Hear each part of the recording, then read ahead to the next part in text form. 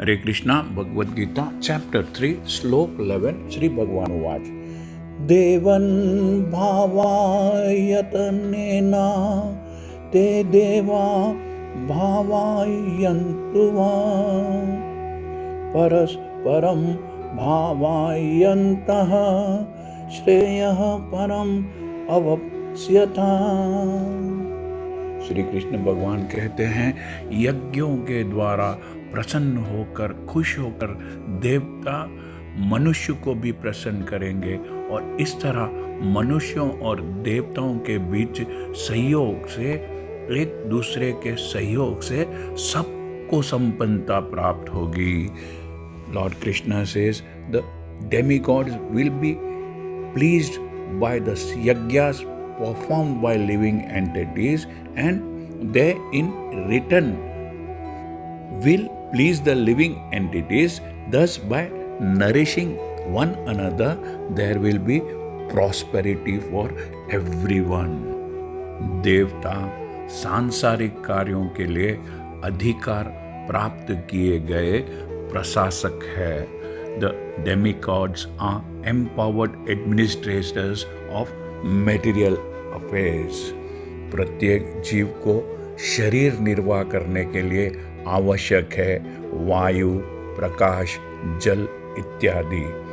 ये सब देवताओं के अधिकार में है और ये सारे देवता परम भगवान के अंग प्रत्यंग है, उनके शरीर के विभिन्न भाग है।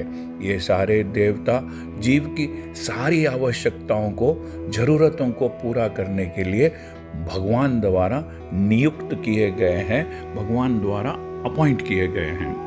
The supply of air, light, water and all other elements for maintaining the body and soul of every living entity are entrusted to the demigods who are innumerable assistants in different parts of the body of the Supreme Personality of Godhead.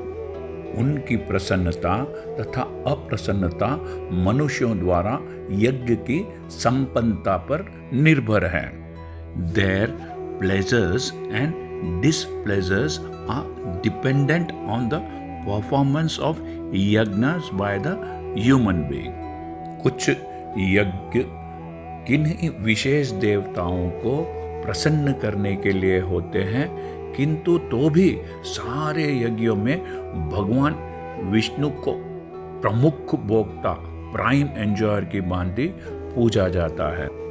Some of the yajnas are meant to satisfy particular demigods, but even in so doing Lord Vishnu is worshipped in yajna as the chief beneficiary. Bhagavad Gita में यह भी कहा गया है कि भगवान कृष्ण स्वयं सभी प्रकार के यज्ञों के भोक्ता है, सभी प्रकार के यज्ञों के एंजॉयर है। अतः समस्त यज्ञों का मुख्य प्रयोजन यज्ञपति को प्रसन्न करना है। Therefore, ultimate satisfaction of the Yajnapati, that is Krishna, is the chief purpose of all the yajnas. जब ये यज्ञ शास्त्र के अनुसार संपन्न किए जाते हैं तो विभिन्न विभागों के डिफरेंट डिपार्टमेंट्स के अधिकारी अथॉरिटी देवता प्रसन्न होते हैं और प्राकृतिक पदार्थों का, मटेरियल थिंग्स का अभाव नहीं रहता। यज्ञों को संपन्न करने से अन्य लाभ भी होते हैं, जिनसे अंत में भव बंधन से मुक्ति मिल जाती है। Performance of yajnas has many benefits which ultimately leads to liberation from the material bondage. यज्ञ से सभी कर्म पवित्र हो जाते हैं, जैसा कि वेदों का वचन है।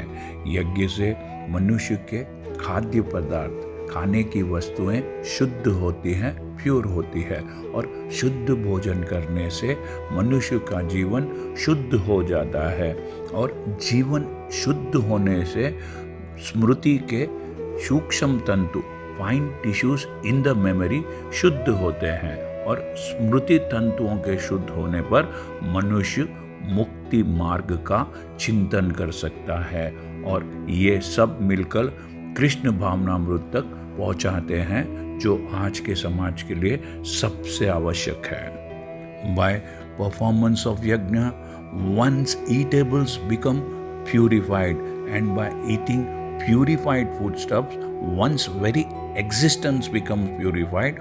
By the purification of existence, finer tissues in the memory become purified, and when memory is purified, one can think of the path of liberation, and all these combined together lead to Krishna consciousness, which is the great necessity of present day society. Hare Krishna. यदि आपको यह channel पसंद आया है तो subscribe दबाकर subscribe कीजिए और इस चैनल को लाइक कीजिए।